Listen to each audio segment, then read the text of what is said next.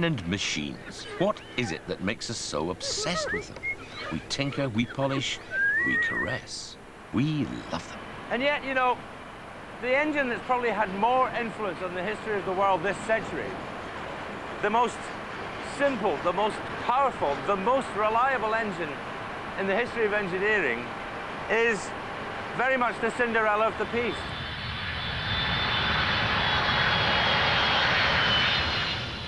If you think the silicon chip has revolutionized the 20th century, then think again. Surfing the net has nothing on a fighter plane doing Mach 2 at sea level, or a fully laden 747 doing 500 miles an hour at 35,000 feet. In little over half a century, the jet engine has achieved legendary status in a truly global sense, and yet, for all its brilliance, it is treated with virtual disregard by the people who use it. And it has certainly never entered that area where the boiler suit and spanner reign supreme. The jet, it has to be said, has a bit of a personality problem. Never in the field of human transportation has such a near miraculous improvement been so cruelly neglected. The jet engine is the liberal democrat of the engineering world. Bags of hot air, but nobody's terribly fond of them.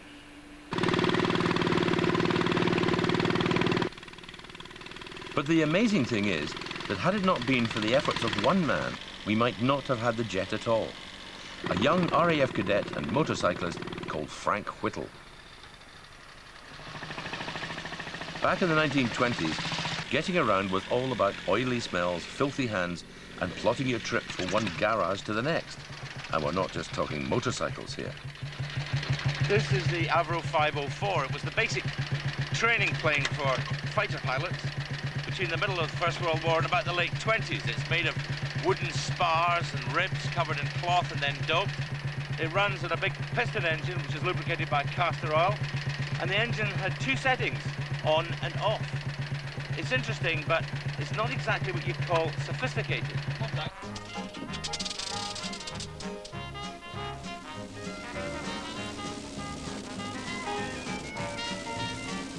Which is exactly what Frank Whittle thought. Whittle was a flying ace and was well aware of what the 504 was capable of. However, despite pushing it to its limits, he knew deep down that the propeller plane had some fundamental problems. And so at the age of 21, he outlined these problems in an astonishing student essay. Basically, in order to fly at any great speed, an aeroplane has to go high, where the air is thinner and there is less drag. However, precisely because the air is thinner, the propeller gets less grip and is less effective. As if that wasn't bad enough, as the air gets thinner, the aeroplane's engine also gets less and less efficient. Their propeller plane was trapped. What an absolutely delicious noise. Absolutely lovely, at least to those of us who've got a closet full of anoraks and a big toolbox marked "Do Not Touch." However, to Frank Whittle, it was just the noise of wasted energy, literally wasted petrol. He wanted to get rid of all those clattering, moving parts and produce one solid thrust, and that's what he set about designing.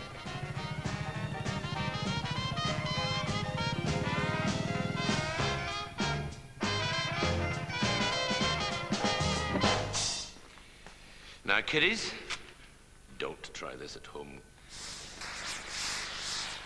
Newton's third law of motion states that for every action in the universe, there is an equal and opposite reaction, which is why this is going round, because all the thrust coming out the back is producing a forward thrust by the plane. This is the basis of jet propulsion. But unlike the firework, a true engine has to be able to control the thrust. So with virtually no help from the government and the RAF, who both thought he was bananas, Whittle set off to create a controllable stream of thrust. At least, that was the plan. But despite a few teething troubles, the principle of the jet engine was established. This, believe it or not, is a very primitive turbine. And what's happening is that the heat's rising up, and these blades, which are angled like so, as the heat comes up, they try and avoid it and move away from it. As they move away from it, of course, because they're all in the same shape, they eventually produce a spinning motion. Turbines were around, of course, a long time before Whittle. But his genius was that he took the turbine at the end, put it on one shaft, and at the front drove a compressor. And it doesn't make a really irritating noise. It makes you wish you were a Buddhist. There we go. Watch this now. The compressor is basically a huge fan that sucks air into the engine and squeezes it into an explosive mixture with the fuel. This then ignites and goes scooshing out the back, creating forward thrust and turning the turbine on its way. Because they're both connected to the same shaft, the turbine then turns the compressor again, so completing the cycle. Are we going to get surrounded by rescue helicopters? Yeah. Whittle's jet engine first took to the air in May 1941. You might have thought that a country at war would be interested in a plane that would do over 300 miles an hour without a propeller, but incredibly the test flight was met with willful disinterest from the British government. It was early days, and of course you had the power and clout of the combustion engine industry. Yes. Which was vast, and Frank was doing something which nobody believed that would ever happen. Really? Yes. I mean, a boy to write a thesis at 21, yes. Putting aircraft at speeds of 350 or 400 miles an hour yes. at 35,000 feet, when the standard fighter was 150 miles an hour. Yes. You can imagine that it was a very difficult job that he had to do. In a way, you could see their point. Who couldn't love the Spitfire with its big Merlin V12 engine and its propeller thrashing the air to a foam, which is one of the jet's enduring drawbacks. While the piston and propeller combination sounds all fruity and delicious, the jet is cold, inscrutable, and sounds like something at the back of your fridge.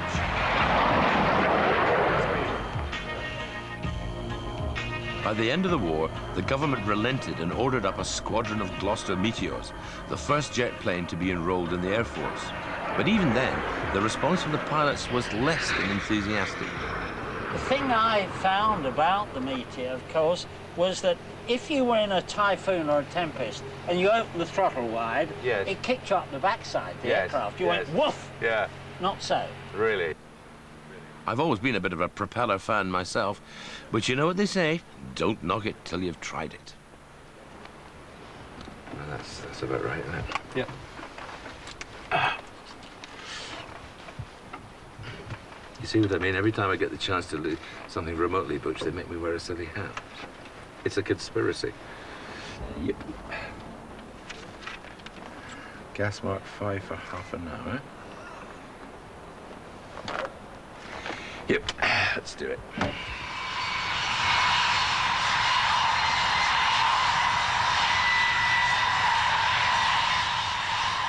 Although the Meteor's engines pointed straight towards the future, its airframe construction was firmly rooted in the past.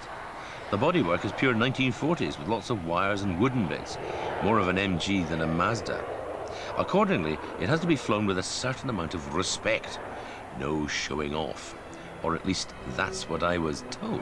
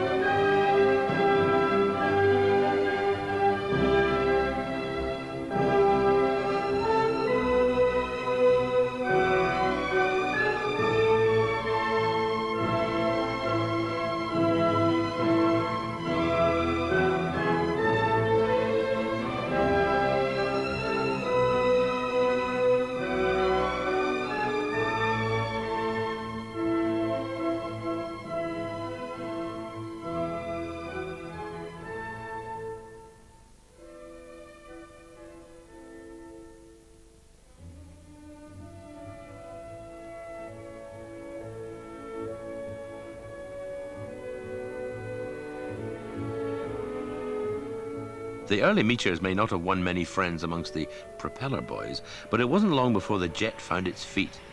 By the time they'd created the Mark V model in 1946, the Meteor was doing over 600 miles an hour, and no amount of pistons and propellers can argue with that.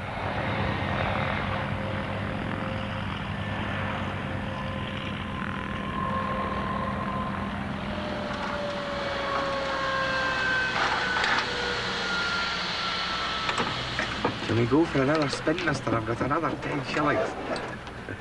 It had been a long haul for the jet, but by the end of the war, the end was nigh for the piston-engine propeller plane. Now all the jet had to do was to achieve world domination.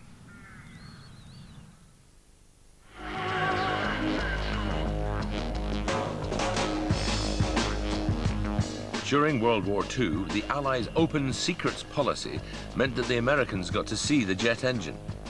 If the jet engine had been lacking in character, then it was about to get it in spades.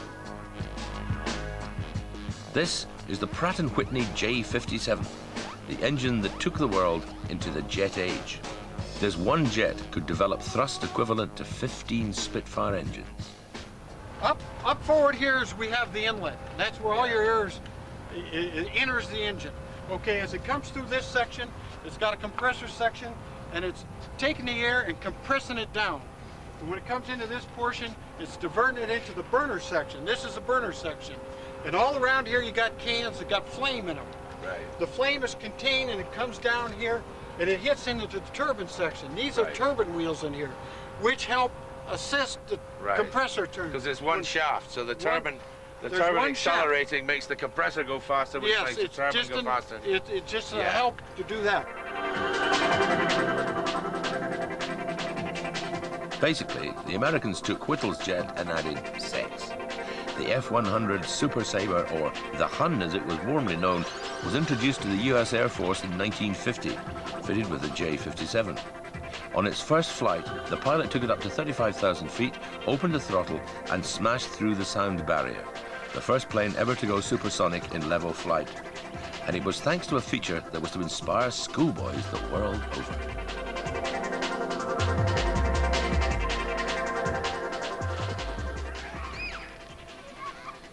Did you used to do drawings like this at school?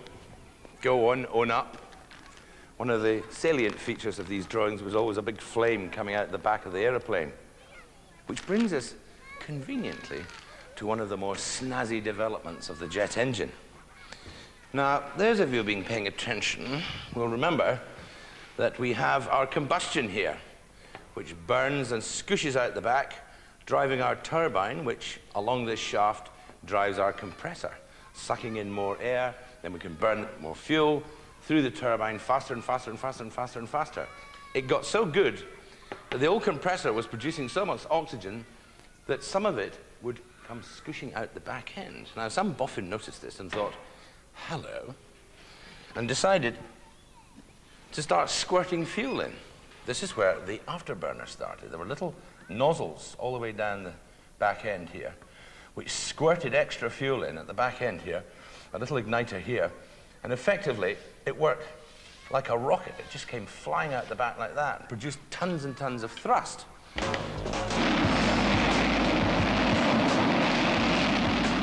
The afterburner summed up America's attitude to the jet engine. Pure raw power at any expense. It was like saying, we've got so much fuel we can do whatever we like with it. But who cared? At a moment's notice it would add up to 50% more power. The producer, who in any other walk of life would be locked up, thinks it might be quite funny to stick some marshmallows in the tail of this afterburn. And guess who got the job? The method is this. Take the engine up to full power, flick the switch marked AB, and your fuel tank empties into the jet pipe. Bye-bye, Johnny Mick.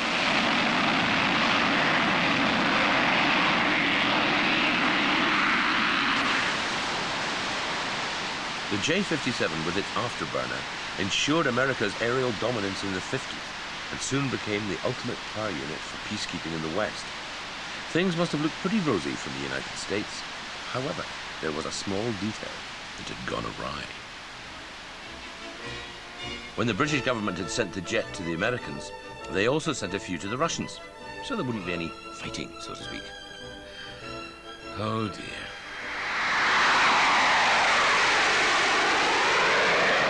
The jet engine was fundamental to the Cold War. It powered everything from the colossal B-52s to their fighter support to the refueling planes that kept them aloft for 24 hours at a time.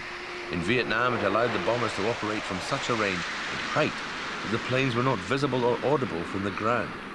It was so fundamental that the only way to keep the peace was by grounding them, chopping them up and recycling them.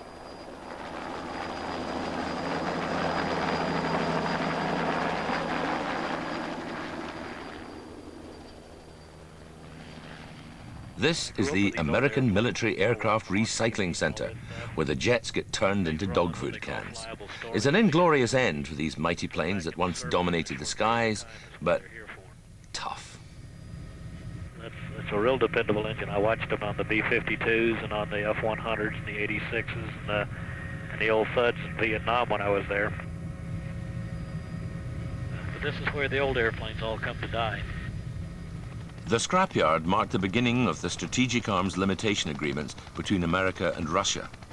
Planes have to be laid out in rows so they can be counted by Russian satellites before being decommissioned and dismantled. The mighty B-52. This particular one was an Alcom carrier, which means it carried air-launched cruise missiles. And of course, they were powered by these dependable J-57 engines, that most reliable engine that Everyone who's flown with it seems very fond of that engine. well, it was very... Perhaps fond isn't the word, but well, yeah, maybe it is. Actually. It was a very, very reliable engine. So does it sadden you to see the end of all these planes, or do you there's no doubt about it. Yeah. Here you had a very, very highly capable airplane, then all of a sudden is being scrapped out. You know.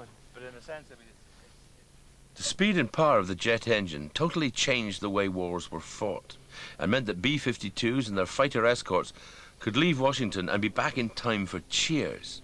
Even the cruise missiles they carried were powered by jets.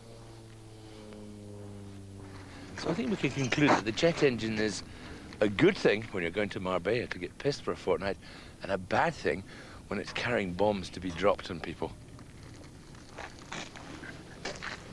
Matter of fact, it's much the same thing, isn't it, if you're Spanish?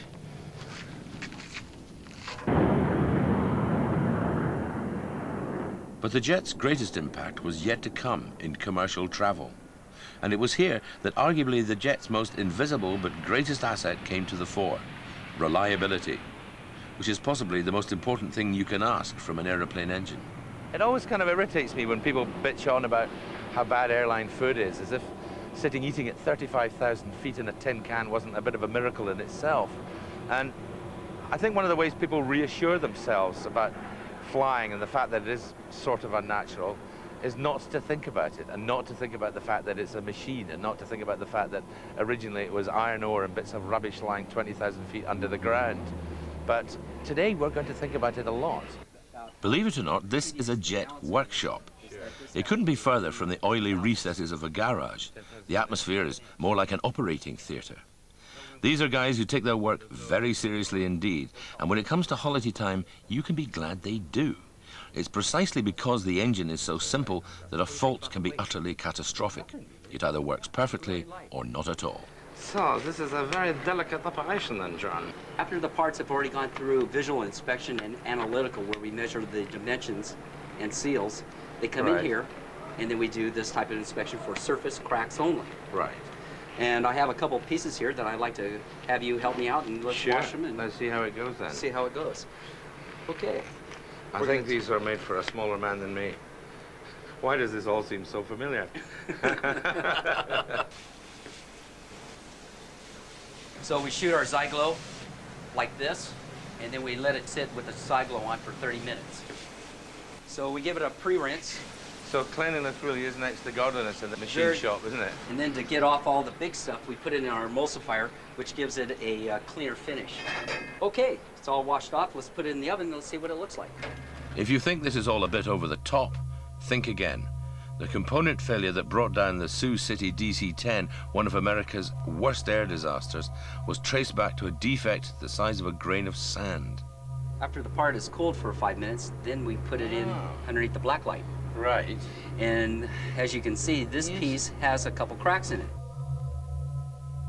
This process sums up the jet engine's problem. It appeals more to the engineer than the mechanic. Unless you work here or get to fly one, you just don't get it.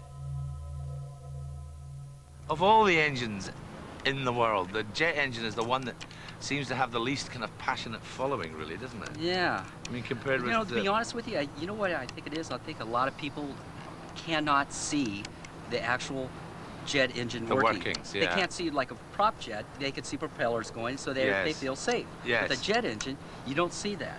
All you know is that there's some kind of a noise. You take off, you land, and you're safe. So perhaps the main problem for the jet is simply communication. As a passenger, you're never really going to feel the personality of the engine. The only time you really get to know it and love it is on the flight deck, which leaves only one option. Does it annoy you the way people take the jet engine so much for granted? No, not at all. It's rather nice. It should be taken for granted. It's a piece of machinery which has been proven over the years and flown well over 21,000 hours and had very few in-flight shutdowns in my whole flying career. Maybe the measure of a great engine is that you can't take it for granted, because it isn't an issue whether it's going to run or not. Engine fire number 1 engine. Oh my God. Take the bank off, Robbie. Robbie, take the bank off. Right, wing down. Pull back, pull back. Whoa, we hit the runway. Pull back. We're on. Well done. James, gee, that was exciting. Foxtrot Kilo, we've arrived. With one wheel in the grass and the left wheel's on the runway. And those of you with cups of tea all over your trousers, I'm terribly sorry. Yes. What if they've got a simulated bar anywhere? We know this, Fox Kilo. We are up preparing runway now. Extraordinary. The jet engine is a true stroke of genius. It's absolutely everything you could want from an engine. Power, size, economy, reliability. And it's so simple. Okay, it doesn't fall into the category of a Cadillac or a Gardner diesel at a slow tick-over, but you can warm to that high-pitched whine. Next time you're sitting in an aluminum tube 5 miles above the ground, watching your favorite movie and complaining that the potatoes are a wee bit soggy, have a glance down the wing and look at one of these and ask yourself, what the hell's going on?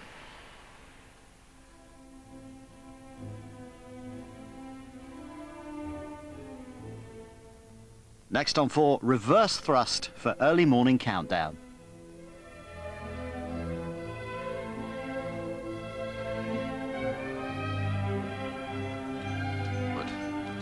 Stod an den Seiden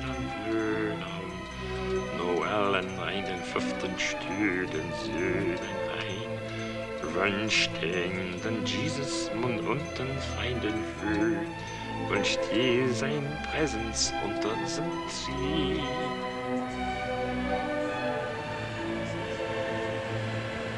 Well, I mean, the whole plane's got to be clean, obviously. Ship shape in Bristol fashion, you might say.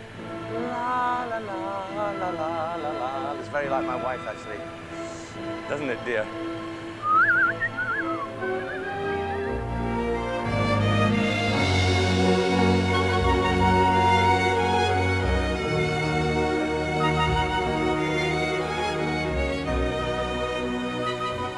Hello again. The inventor of the jet engine has been honoured today at the house in Devon, where he spent much of his retirement. As his brainchild helped shrink the world, Sir Frank Whittle was happy for the world to pass him by at the house at Walland Hill near Chagford. John Andrews reports. The Wright brothers may have pioneered powered flight, but it was Frank Whittle's engine that made long-distance travel available to the masses. The RAF engineer was born in 1907, just 4 years after that first flight. He had a hard job persuading the authorities to take his invention seriously.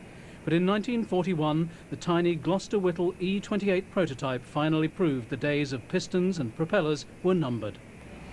Frank Whittle rose to the rank of Air Commodore and was recognised with a knighthood and the fellowship of respected scientific institutions.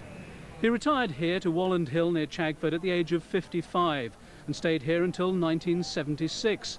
Then, despite being nearly 70, he emigrated to the United States and joined the faculty of the US Naval Academy.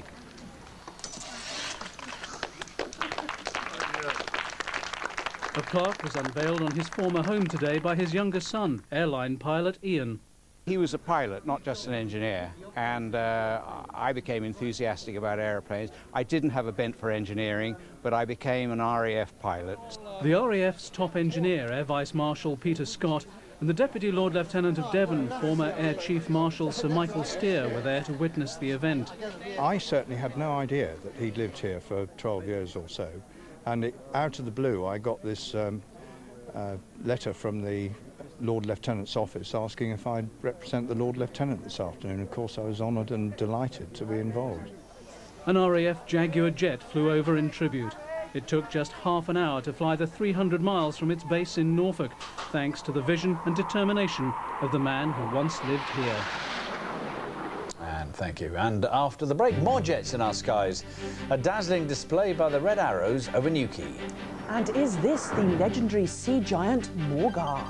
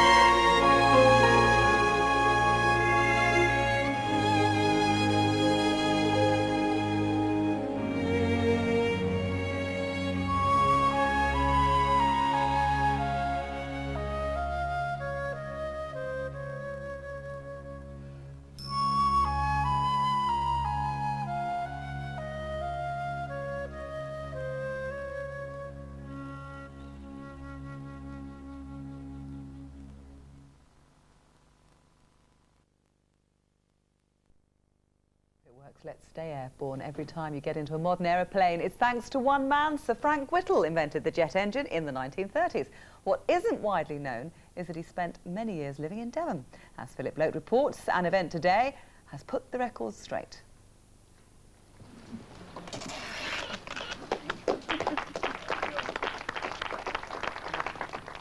A commemorative plaque is unveiled in Chagford today at the house Sir Frank Whittle retired to in 1962. This is really a very happy house with a beautiful view, and there's a sort of an ambiance about it, and I know that he regretted leaving it and thought about it a lot in his last 20 years of his life, which was in the United States. Sir Frank Whittle lived in this beautiful spot for 14 years. He continued to invent. A unique water pumping system at the house is one of his legacies, but it was, of course, that invention more than 60 years ago that has put him into the history books. The first British jet flew in 1941, following nearly a decade of frustration for Frank Whittle with the authorities' lack of faith in his ideas. But he would always remain surprised at what he had discovered. I never thought it was possible for engines to go for 10,000 hours of flying before they had to have anything done to them. He was the pioneer that not only had the initiative and the idea, but he had the persistence to drive it through to something that was usable and eventually became the jet engines we know today. The unveiling was organised to celebrate the achievements of great engineers with Devon connections. It's all part of this recognising eminent engineers who've made a contribution to the country and so on. And flying low over Dartmoor, a Jaguar 2 gives its salute to the great inventor. Well-deserved recognition for a remarkable man.